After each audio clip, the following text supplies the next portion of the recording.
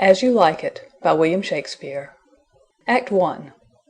Scene 1. Orchard of Oliver's house. Enter Orlando and Adam.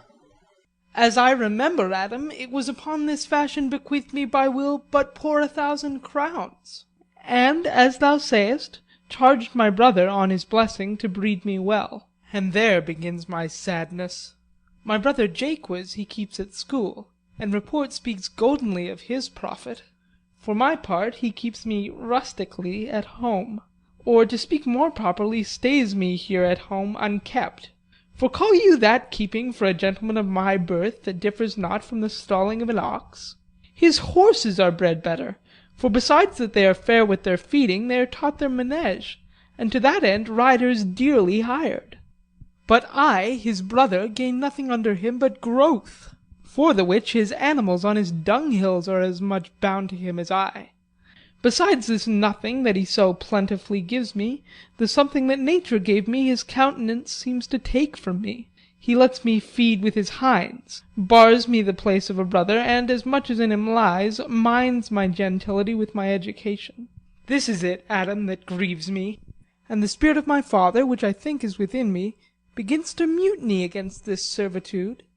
I will no longer endure it, though yet I know no wise remedy to avoid it. Yonder comes my master, your brother. Go apart, Adam, and thou shalt hear how he will shake me up. Enter Oliver. Now, sir, what make you here? Nothing. I am not taught to make anything.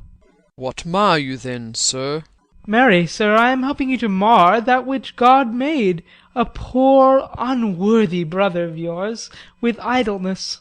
Marry, sir, and be better employed, and be naught a while. Shall I keep your hogs, and eat husks with them? What prodigal portion have I spent to come to such penury? Know you where you are, sir? Oh, very well, sir, here in your orchard. Know you before whom, sir? I, better than him I am before knows me. I know you are my eldest brother, and in the gentle condition of blood you should so know me. The courtesy of nations allows you my better, in that you are the firstborn, but the same tradition takes not away my blood, were there 20 brothers betwixt us. I have as much of my father in me as you, albeit I confess your coming before me is nearer to his reverence.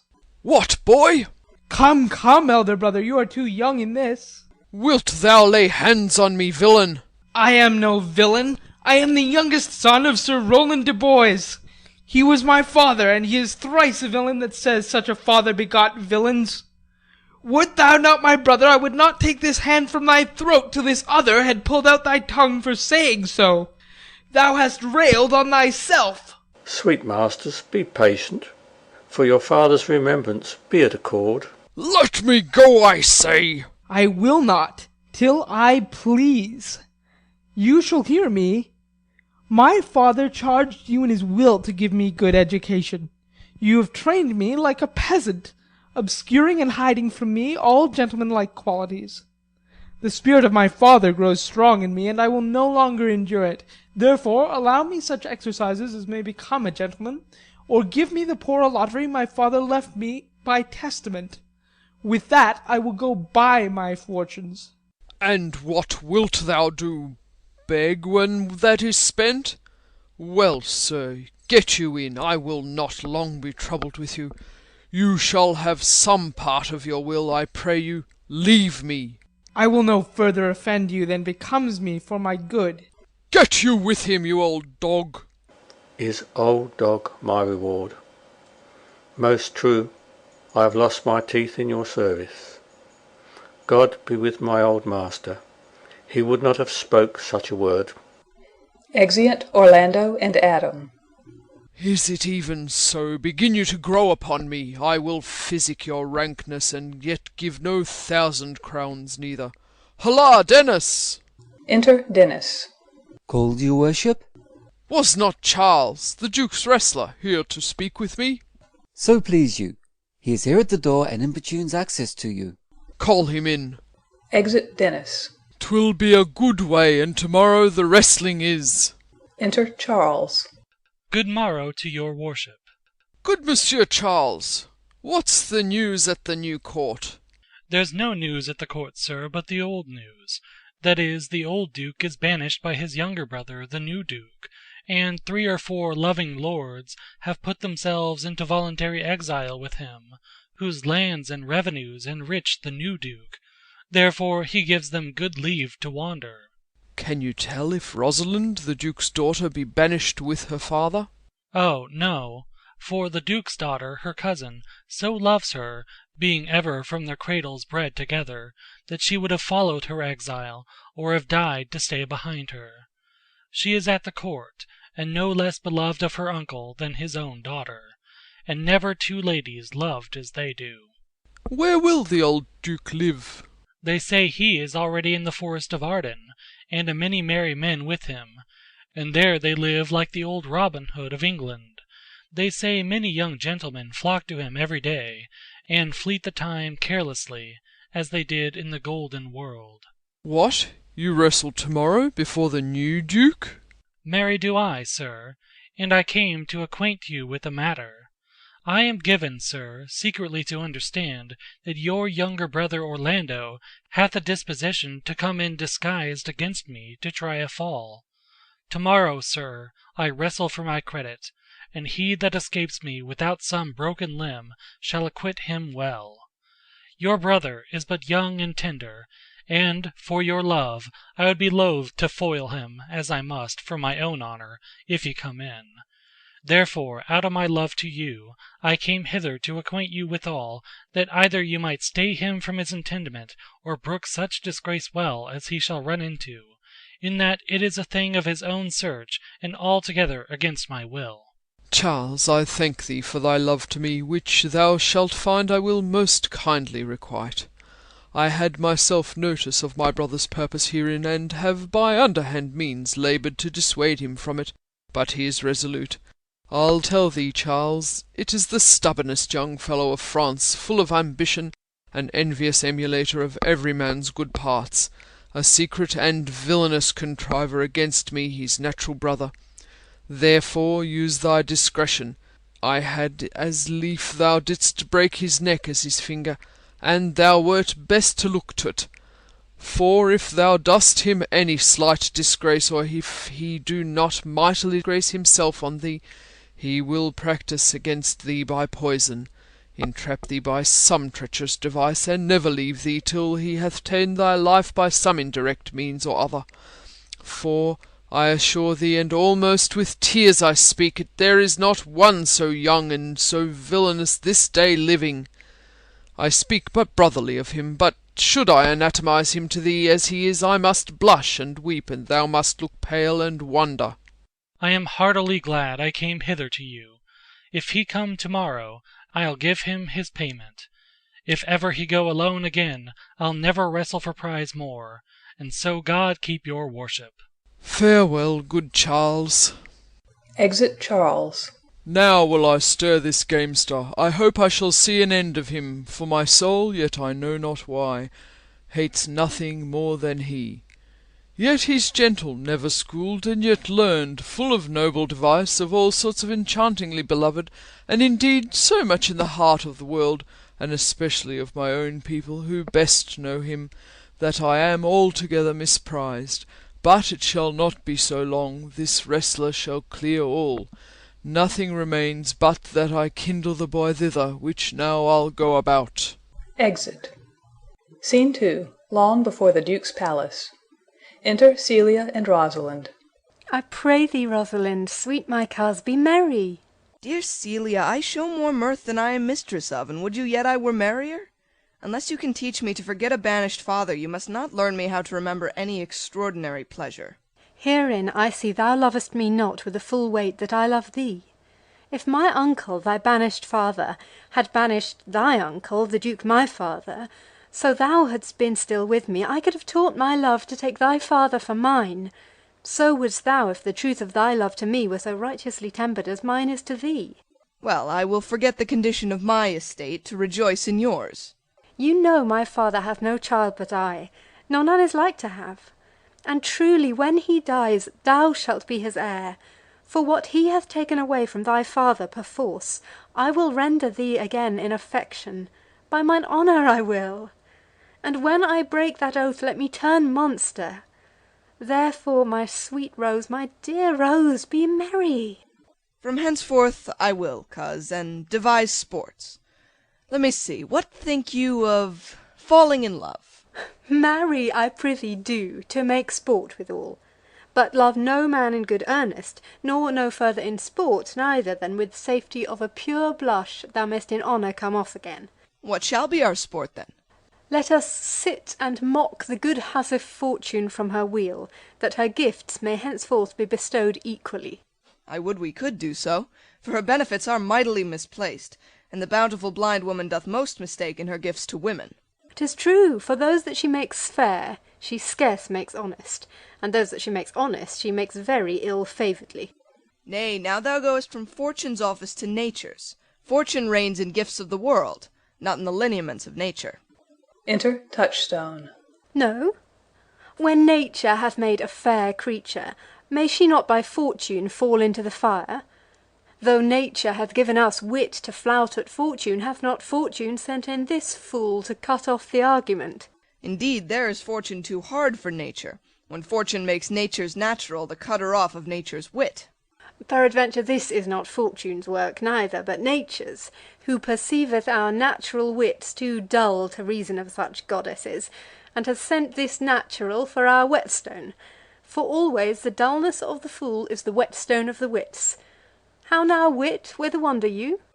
Mistress, you must come away to your father. Were you made the messenger? No, by mine honour, but I was bid to come for you. Where learned you that oath, fool? Of a certain knight that swore by his honour they were good pancakes, and swore by his honour the mustard was naught. Now I'll stand to it. The pancakes were naught, and the mustard was good, and yet was not the knight forsworn. How prove you that in the great heap of your knowledge? Ay, marry, now unmuzzle your wisdom. Stand you both forth now, stroke your chins, and swear by your beards that I am a knave. By our beards, if we had them, thou art. By my knavery, if I had it, then I were. But if you swear by that is not, you are not forsworn. No more was this knight swearing by his honour, for he never had any, or if he had sworn it away before ever he saw those pancakes or that mustard. Prithee, who is that thou meanest? One that old Frederick your father loves. My father's love is enough to honour him, enough. Speak no more of him. You'll be whipped for taxation one of these days. The more pity that fools may not speak wisely what wise men do foolishly. By my troth thou sayest true, for since the little wit that fools have was silenced, the little foolery that wise men have makes a great show. Here comes Monsieur Le Beau, with his mouth full of news, which he will put upon us as pigeons feed their young. Then shall we be news-crammed. All the better, we shall be the more marketable. Enter Le Beau. Bonjour, Monsieur Le Beau, what's the news? Fair princess, you have lost much good sport. Sport? Of what colour? What colour, madam? How shall I answer you? As wit and fortune will. Or as the destinies decree. Well said. That was laid on with a trowel. Nay, if I keep not my rank, thou losest thy old smell. You amaze me, ladies. I would have told you of good wrestling, which you have lost the sight of. You tell us the manner of the wrestling. I will tell you the beginning, and if it please your ladyships, you may see the end, for the best is yet to do, and here where you are they are coming to perform it. Well, the beginning, that is dead and buried. There comes an old man, and his 3 sons. I could match this beginning with an old tale. 3 proper young men, of excellent growth and presence. With bills on their necks, be it known unto all men by these presents. The eldest of the 3 wrestled with Charles, the Duke's wrestler, which Charles in a moment threw him, and broke 3 of his ribs, that there is little hope of life in him.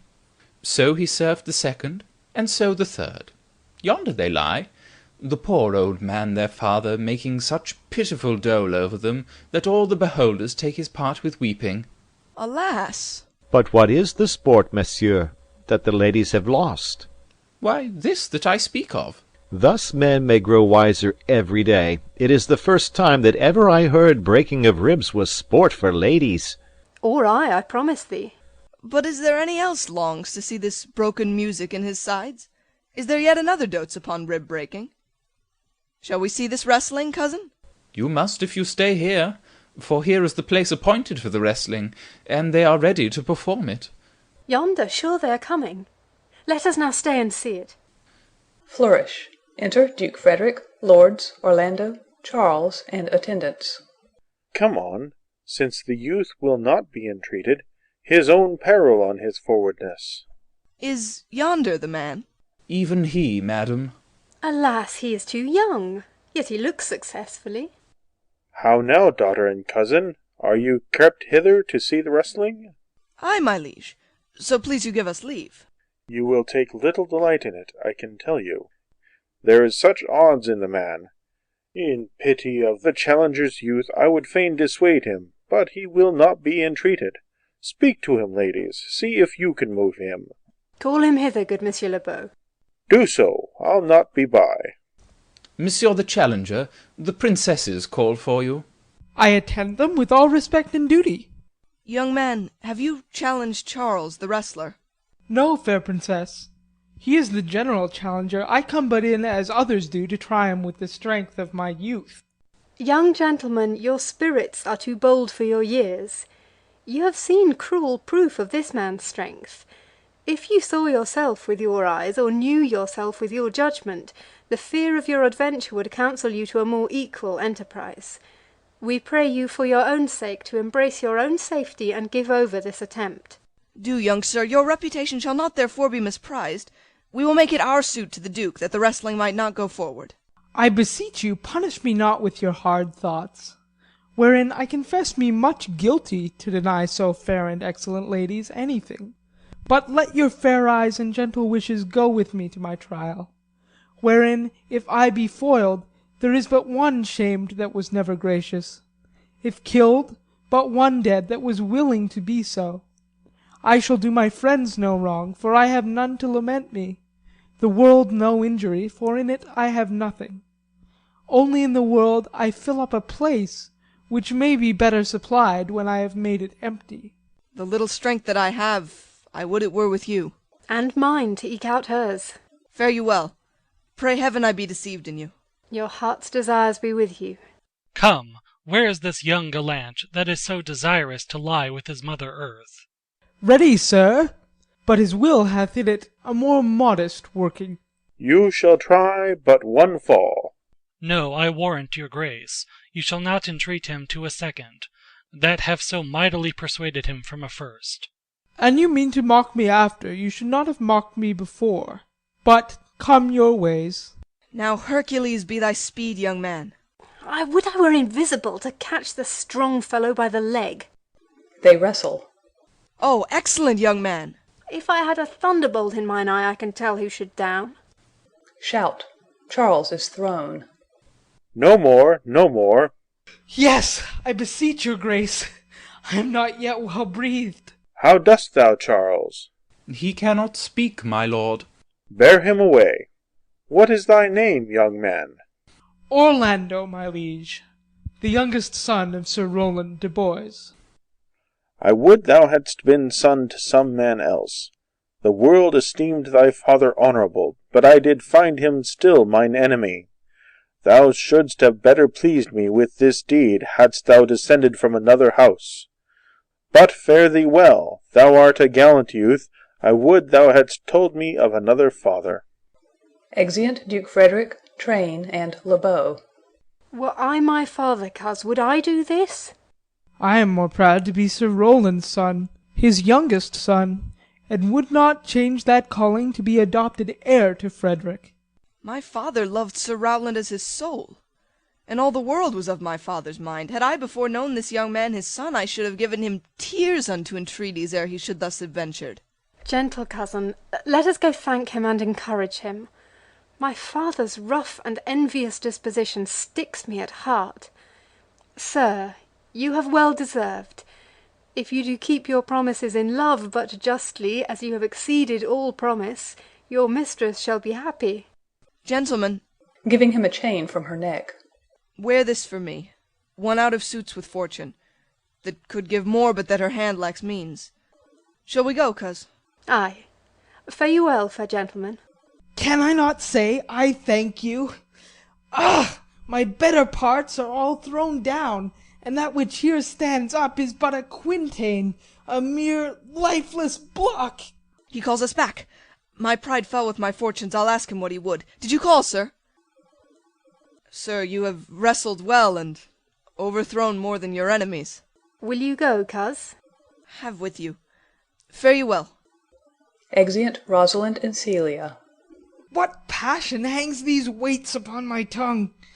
I cannot speak to her, yet she urged conference. Oh, poor Orlando, thou art overthrown. Or Charles, or something weaker masters thee. Re-enter Le Beau.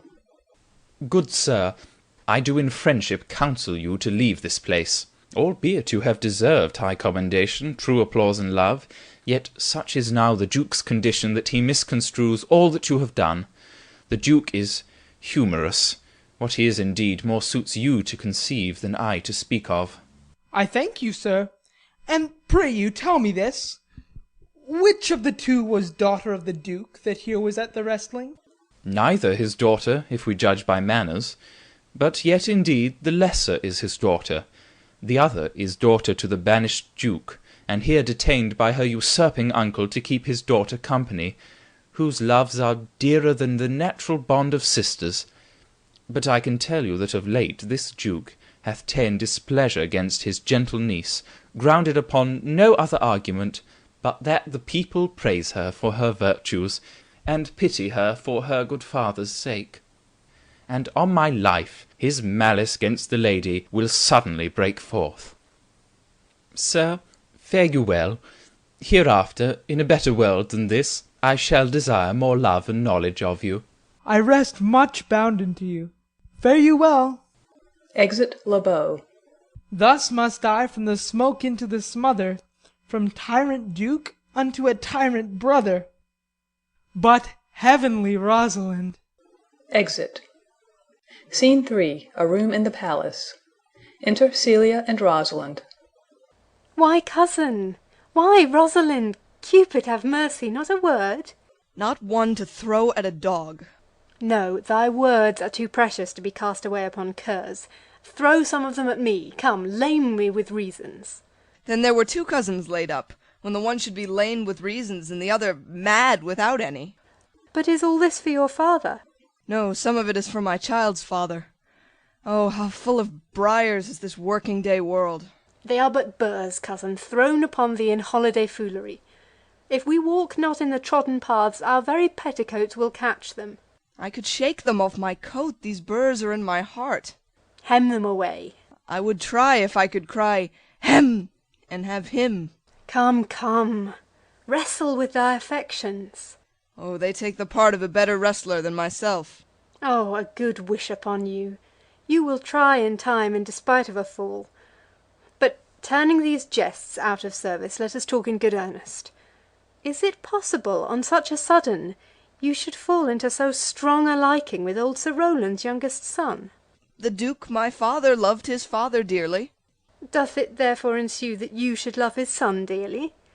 By this kind of chase I should hate him, for my father hated his father dearly. Yet I hate not Orlando. No, faith, hate him not, for my sake. Why should I not? Doth he not deserve well? Let me love him for that, and do you love him because I do. Look, here comes the Duke. With his eyes full of anger. Enter Duke Frederick with lords. Mistress, dispatch you with your safest haste, and get you from our court. Me, uncle? You, cousin, within these 10 days, if that thou be'st found so near our public court as 20 miles, thou diest for it. I do beseech your grace, let me the knowledge of my fault bear with me.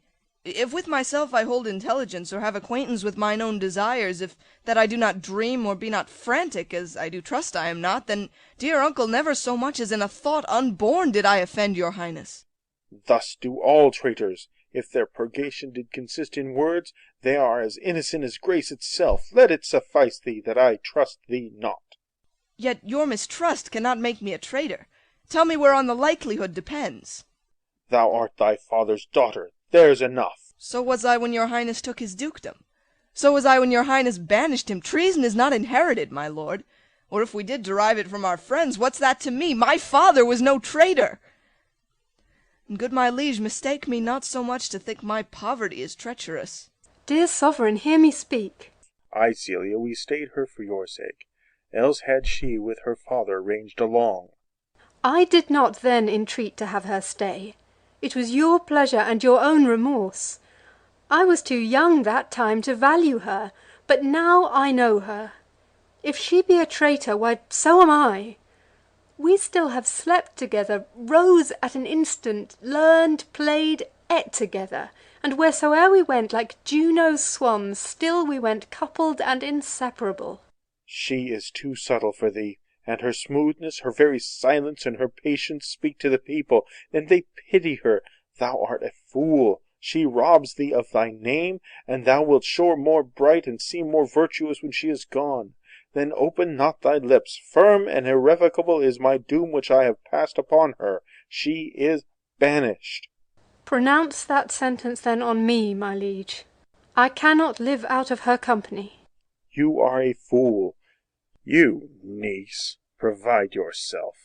If you outstay the time, upon mine honour, and in the greatness of my word, you die. Exeunt Duke Frederick and lords. Oh, my poor Rosalind, whither wilt thou go? Wilt thou change fathers? I will give thee mine. I charge thee, be not thou more grieved than I am. I have more cause. Thou hast not, cousin. Prithee, be cheerful. Know'st thou not the Duke hath banished me, his daughter? That he hath not. No, hath not? Rosalind lacks then the love which teacheth thee that thou and I am one. Shall we be sundered?